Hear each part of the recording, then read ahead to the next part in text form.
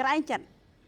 មនុស្សដែលមានធម៌ក្រែងចិត្តនៅក្នុងខ្លួនជាមនុស្សមួយដែលហៅថាជាមនុស្សដែលមានគុណភាពទោះបីជាមនុស្សនោះចំណេះដឹងតិចមិនបានទទួលការសិក្សាបានខ្ពង់ខ្ពស់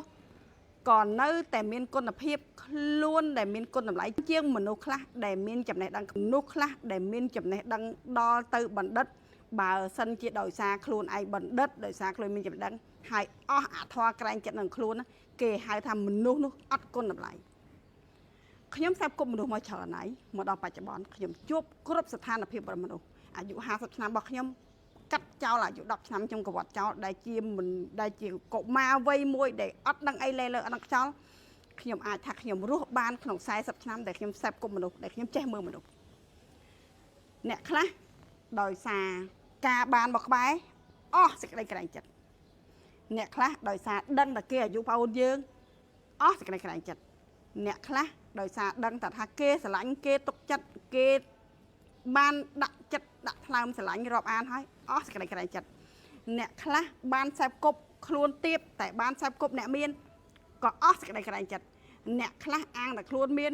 ហើយអាងតែខ្លួនមានអំណាចជាមួយនឹងកូនចៅក៏ខ្វះសេចក្តីក្រែងចិត្ត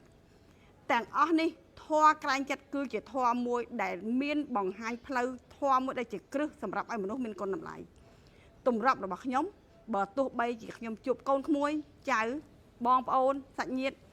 គាត់នៅក្នុងកម្រិតបែបណាក៏ដោយខ្ញុំតែងតែធ្វើខ្លួនដូចដើម្បីទៅប្រសពខ្លួនជាមួយនឹងការរាប់អានជាមួយនឹងការទំនាក់ទំនងជាមួយនឹងមិត្តភាពជាមួយនឹងការសេពគប់របស់ខ្ញុំពីព្រោះខ្ញុំបានទន្ទិញនៅពាក្យថាក្រែងចិត្តគឺជាសេចក្តីថ្លៃថ្នូររបស់ខ្ញុំការក្រែងចិត្តគឺជាសេចក្តីថ្លៃថ្នូររបស់មនុស្សទាំងអស់គ្នា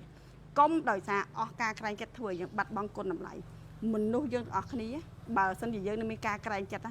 គេនៅក្រែងចិត្តគោរពសេចក្តីសម្រេចចិត្តគោរពនឹងពាក្យសម្ដីគោរពទាំងវើរបស់យើងតែបើយើងលែងមានក្រែងចិត្តហើយទៅបើយើងប្រកែប៉ុណ្ណាក៏ដោយមិនមែនពិភពលោកនឹងអត់យើងនឹងគេស្លាប់ទេត្រូវចាំ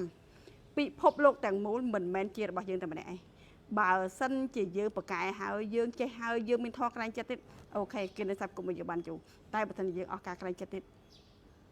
ចង់ប្រាប់ថាពិភពលោកនេះអត់យើងម្នាក់អត់យើងមកពូជក៏គេរស់បានដែរ